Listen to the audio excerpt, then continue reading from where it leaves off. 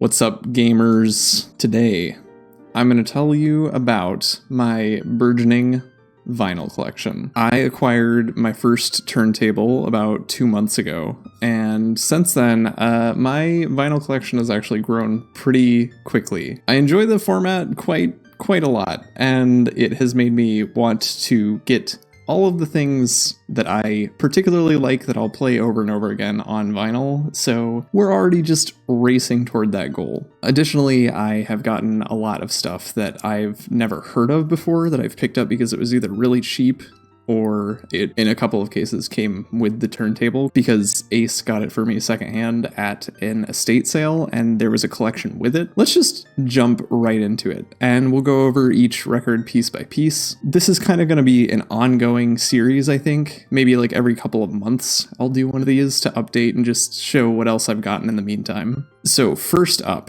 a very cheap thrift store pick. I got this for $1 whole.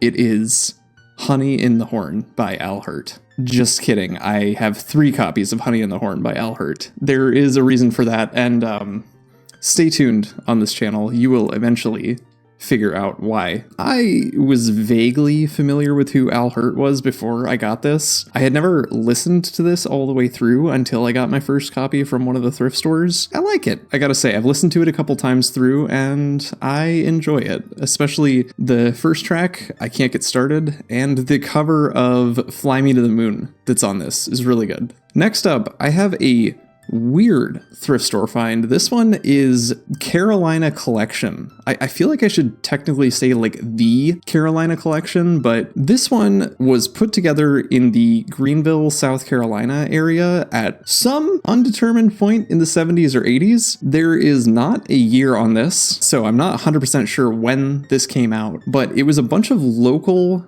artists and bands each put one track on this, apparently sponsored by something called the Creative Arts Studio, which, looking into that, I could not find anything about them. And it was also promoted by an AM radio station that is still on the air as far as I can tell in the area. I looked up all of these songs and artists in the ASCAP database because supposedly like half of them are on BMI and half of them are on ASCAP, and maybe I was just doing it incorrectly, but I could not find any further information about any of these. This might be something that I dig into later, and given that it was in a stack of probably about 100 records at Goodwill that were stored horizontally, I was shocked by how good of condition that this thing is in. It's a lot of what you'd expect. Some country, some rock. There's nothing too heavy. There's nothing too offensive or challenging on this, but it's pretty good. Not like this is the kind of thing that I'm going to be putting on as background music over and over and over again, but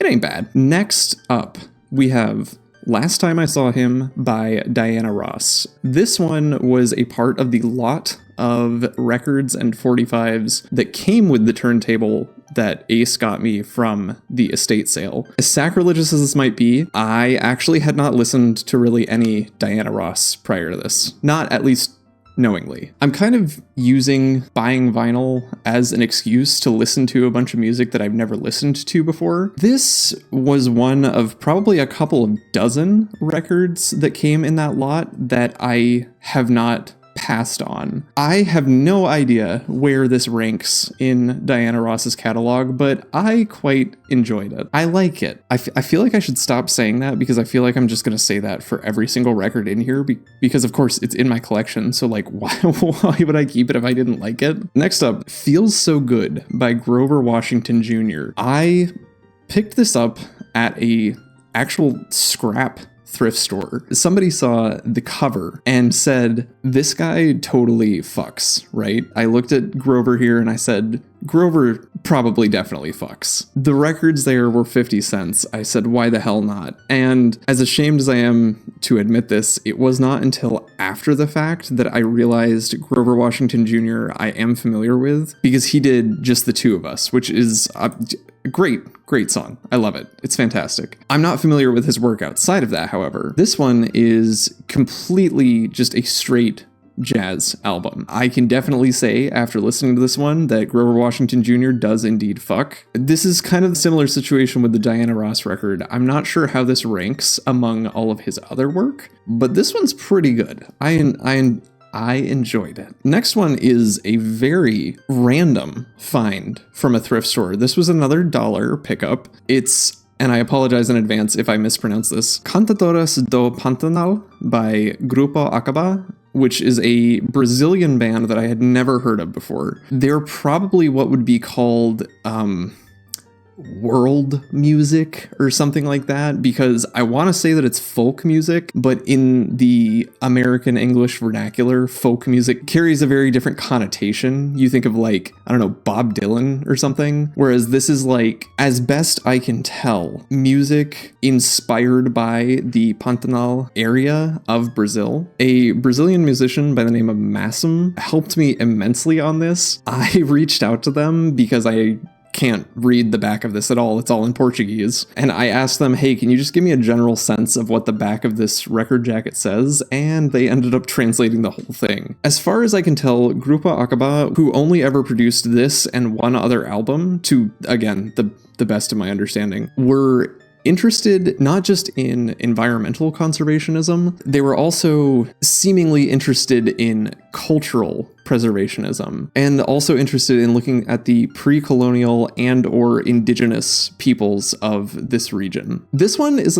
a lot of fun. I have no idea what any of the lyrics are saying because, again, I don't speak Portuguese, but it's all this big ensemble type music, and this is one of the ones that I've listened to the least of all the ones in my collection so far, but this might be one of my favorites. It's definitely a standout. Next up, the best of the best, the High School Musical soundtrack. This one was given to me as a Christmas gift by a friend of the channel, Pat. We had gone to see him. Ace and I had gone to see him, and we ended up at a Barnes & Noble briefly. About 2 weeks before we were there, this had been reissued. This is apparently the third time that the High School Musical soundtrack has been released on vinyl, but the second and third ones haven't, which is a travesty. This one is of particular note because this is actually the first piece of colored vinyl in my collection. It's on a red disc that honestly I really like. So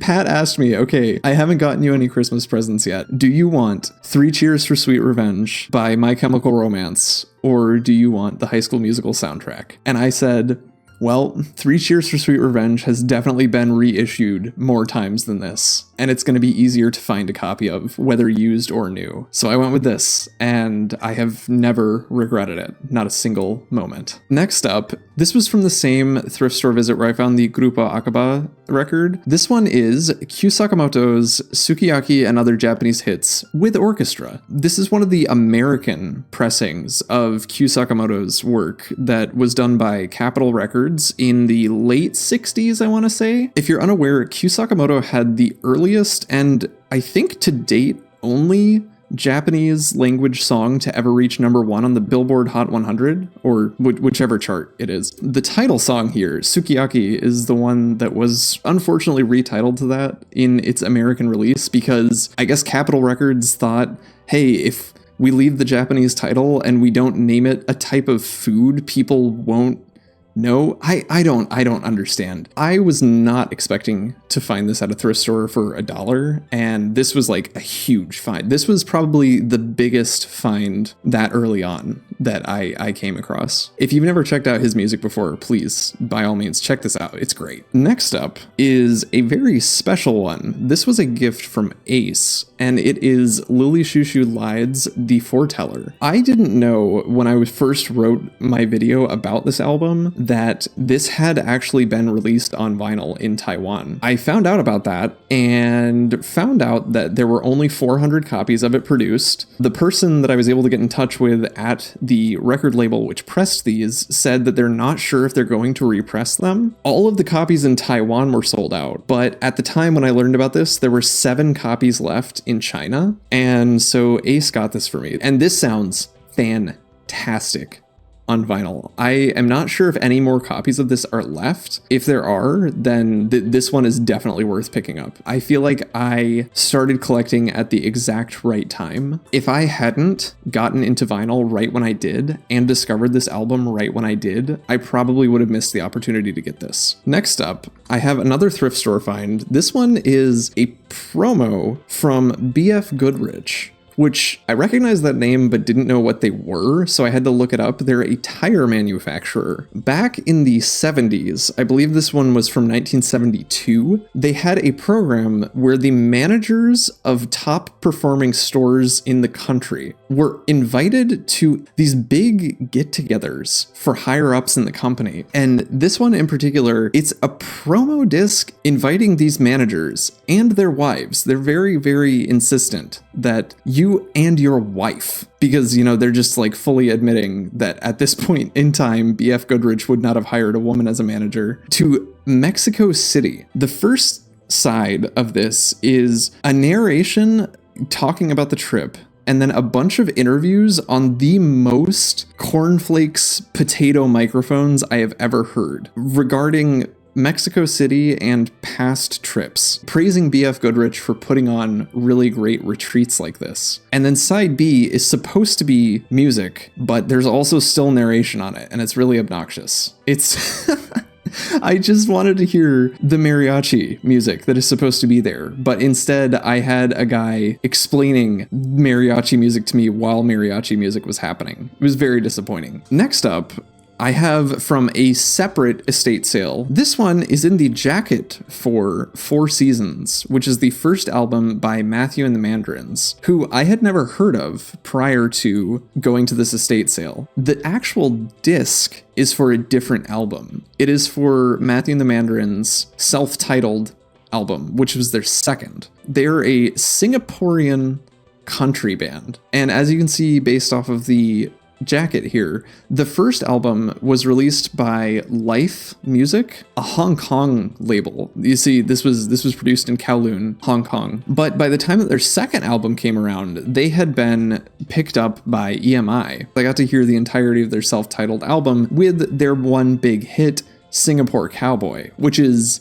a fucking bop. There's this whole story of how Matthew Tan, the head of the band, really enjoyed country music growing up, like American country music. He visited Nashville, Tennessee, trying to make it big in Nashville. He wasn't able to. However, he came back with this song, and he and his band instead became big in Singapore doing country music, particularly for American GIs who were on leave and visiting Singapore. It's a whole really fascinating story that thankfully this one Singaporean show is on YouTube to explain the whole thing, called When We Were Young. And the interaction between the host and Matthew Tan is the most precious thing in the world, because you can tell she was like really into their music when she was younger. Go check this out if you want to learn more. It's a really fascinating story. I'm also happy that I accidentally got this, because the jacket on this is actually signed by Matthew Tan. I have no idea when or how or why this happened. If it was in Singapore, if it was when they were visiting somewhere else. I don't know the story behind this. It was definitely worth it. I think I picked this up for like $1 or $2 at that estate sale. The music slaps. Again, this is another thing. If I hadn't gotten into vinyl when I got into it, I might not have ever learned about this. Definitely check these guys out if you haven't already, and check out the interview. I'm gonna link that below. Next up is a find from a used bookstore. This is a copy of Danger Days by My Chemical Romance, which this is another reason that I've really been enjoying collecting vinyl so far. When I was a teenager, when My Chemical Romance was still together for the first time and they were big and they were releasing album after album, their first 3 albums really resonated with me. And by the time that this one came out, which, you know, this was their last studio album, at least to date, there were individual songs that I really liked off of it, but it never clicked with me the way that their first 3 albums did. I found a sealed copy at a used bookstore for $15, and I was like, well, there's no way that I'm passing that up. I'm really glad that I didn't, because this is the second piece of colored vinyl in my collection now. It's this, I think it's called Safari Brown, and it's like a brown with black splatter. I have a lot more appreciation for this album now. In my opinion, My Chemical Romance had not put out a bad album, but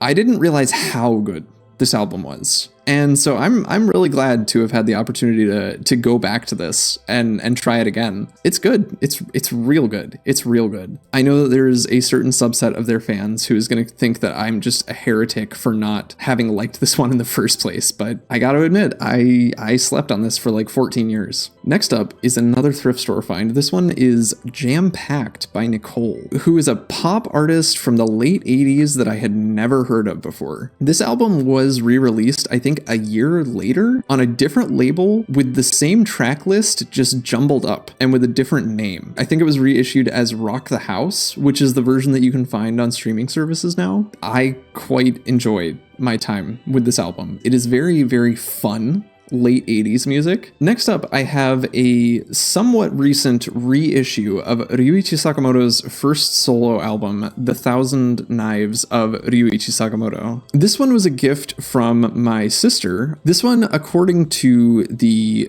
Obi, that I'm not going to take it out of the case because I don't want to mess the Obi up, but it says it was the first vinyl reissue outside of Japan for over 30 years. This one was pressed by We Want Sounds, which is a UK-based label. I think it was pressed back in 2019, and you can still find copies of this new in packaging or lightly used. This album is insane. This is one of my favorite albums. It has been for about a year now. Joe Schmo and I did a album 3x3 last year, and this was firmly planted in there. And I can say this much later, it is still planted in there. It's a solid 6 songs, each in a completely different style. It's all over the place in terms of sound and tone, and it's very, very experimental, meaning that some of it might not hit for you, but some of it might. It's a very inconsistent album, but I don't think that that's a bad thing. Definitely highly recommend this one. Still one of my favorite albums. Next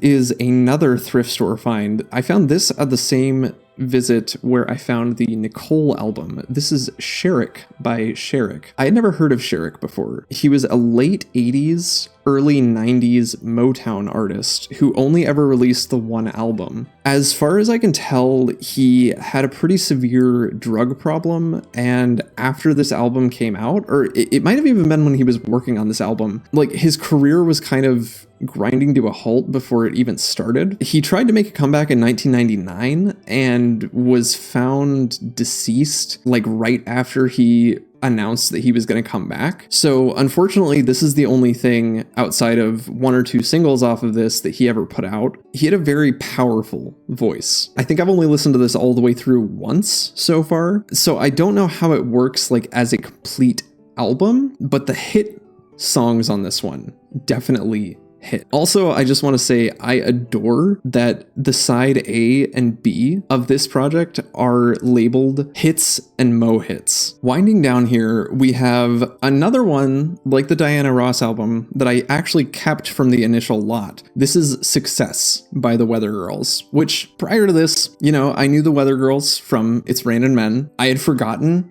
how much of a bop it was. It's fantastic. If we want to talk about powerhouse vocals, I did not realize how amazing the Weather Girls are as singers until I heard, a broader range of what they were doing, and namely from, listening to an entire album. This album fucks. It doesn't slap. It fucks. Like, this album is incredible. If you are a fan of It's Rain Men, then you will love every bit of this album, particularly the other hit off of this that I've never seen anybody talk about before, Dear Santa, Bring Me a Man This Christmas. It's this like 6.5 minute odyssey asking Santa for a man. This is like years before All I Want for Christmas Is You. I'm just saying, if that song can be brought back over and over again to the point that it's still topping the Billboard charts today, like year after year around Christmas, where is this one? Even if you don't listen to the whole album,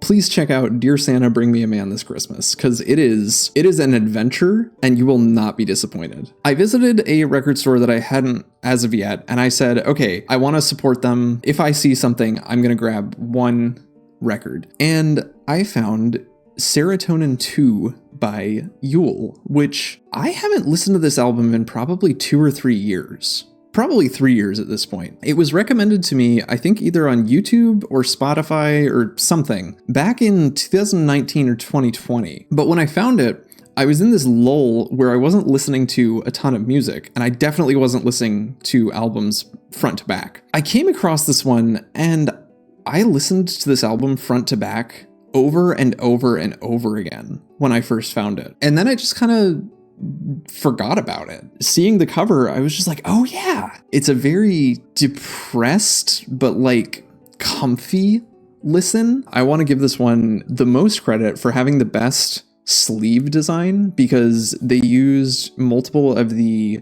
single photographs for the both sides of the disc sleeve. Honestly, this one might have the best label design because it's just so striking and it's so different compared with everything else that I have in my collection so far. This one's great. I'm so glad that I rediscovered this album through this. Front to back, this one is great. This is the most like PD core album that you can imagine. It starts with what Ace has consistently been calling Hobbit music, and it ends with a cacophony of noise that is just, it's great. It's great. That is going to do it for the first roundup of my vinyl collection thus far. This is after about 2 months of collecting, with admittedly the holidays in between, as a lot of these were gifts. If you are a fan of any of the stuff that I mentioned here, other stuff that I should be on the lookout for, because I'm really using this as an opportunity to expand my listening horizons for music. I want to be getting into stuff that I've never heard before, as well as collecting the stuff that I will listen to over and over and over again. If you have stayed this long, then thank you. This ended up being longer than I was expecting. Thanks, gamers, and I'll see you next time. Bye. All through October, stayed sober, cause I'm straight edge, just like I'm the Joker. Now it's November and things are getting harder. Unlike my dick, cause that's a no-starter. Discord, kitten, popping titties, and the Adderall. Like stars, sailor, damn son, that's a way to fall. Pray to Joe Rogan that he'll protect my balls while keeping me erect, just like the Great Wall.